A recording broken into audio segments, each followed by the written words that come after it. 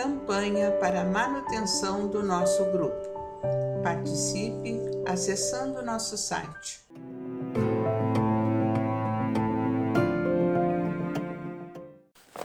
Olá, irmãos, olá, amigos que nos acompanham nesse canal do Grupo Espírita Francisco Xavier. Obrigada pela companhia. Estamos, então, na continuidade desse livro Opinião Espírita, psicografia de Francisco Cândido Xavier e Valdo Vieira, sob orientação de Emmanuel e André Luiz. Estamos no capítulo 37. O nome desse capítulo é Divulgação Espírita. E esses irmãos, então, nos trazem reflexões a partir do capítulo 24 do livro O Evangelho segundo o Espiritismo, item 1. Vamos dar uma olhada nesse item. Então, no Evangelho segundo o Espiritismo, o capítulo 24 tem o título Não coloquem a candeia debaixo do alqueire. E a candeia debaixo do alqueire, porque Jesus falava por parábolas. E esse item 1 diz o seguinte: ninguém acende uma candeia, uma chama, uma lâmpada, para colocá-la debaixo do alqueire, para colocá-la escondida. Ela deve ser colocada sobre um velador, a fim de que ilumine aqueles que estão na casa. Mateus, capítulo 5, versículo 15. E aí, então, voltando aqui, vamos ver o que eles estão reflexionando a partir deste item. Há companheiros que se dizem contrários à divulgação espírita, julgam vaidade o propósito de se lhe exaltar os méritos e agradecer os benefícios nas iniciativas de caráter público. Para eles, o Espiritismo fala por si e caminhará por si.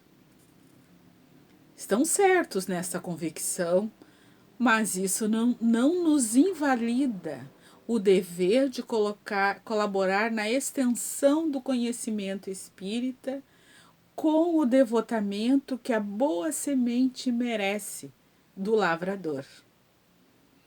O ensino exige recintos para o magistério. O Espiritismo deve ser apresentado por seus profitentes em sessões públicas. A cultura reclama publicações. O Espiritismo tem a sua alavanca de expansão no livro que lhe expõe os postulados. A arte pede representações.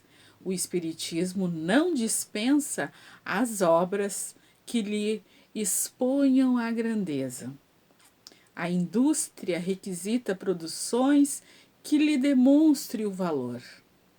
O Espiritismo possui a sua maior força nas realizações e no exemplo de seus seguidores, em cujo rendimento para o bem comum se lhe define a excelência.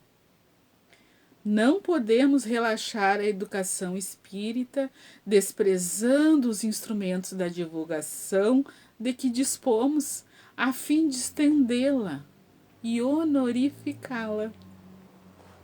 Allan Kardec começou o trabalho doutrinário publicando as obras da codificação e instituindo uma sociedade promotora de reuniões e palestras públicas, uma revista e uma livraria para a difusão inicial da revelação nova. Mas não é só.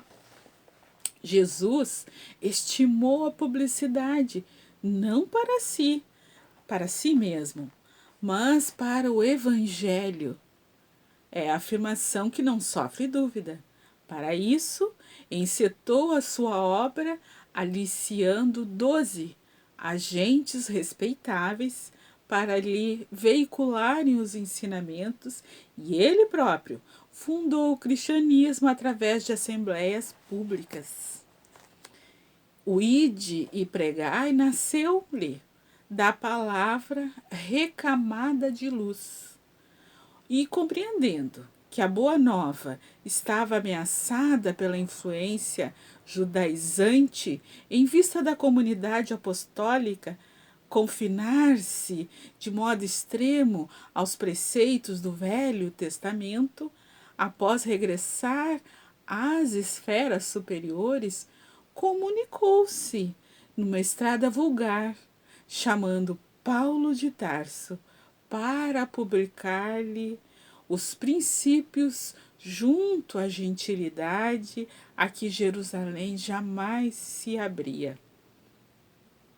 Visto isso, não sabemos como estar no Espiritismo sem falar nele, ou, em outras palavras, se quisermos preservar o Espiritismo e renovar-lhe as energias, a benefício do mundo, é necessário compreender-lhe as finalidades de escola. E toda escola, para cumprir o seu papel, precisa divulgar. Então, é interessante, não é?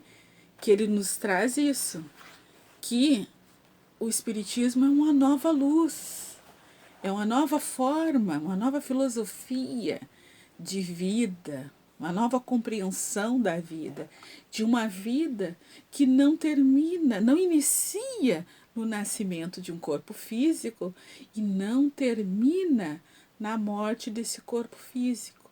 Então, o Espiritismo é a terceira revelação, está falando da comunicabilidade dos desencarnados com os espíritos.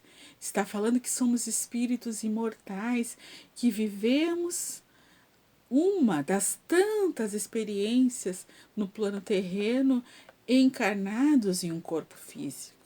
Está falando que os pais oferecem à criança que nasce as condições biológicas, mas o espírito que reencarna e que vai se expressar nessa criança, ele é um espírito milenar e tem sua própria herança divina, moral, ética, e traz sua própria sabedoria, não é uma folha em branco, não é? Então o Espiritismo está nos trazendo, ampliando a visão do entendimento, né? Nos mostrando que nós não pertencemos a um povo, a um local geográfico, nós somos cidadãos do planeta Terra.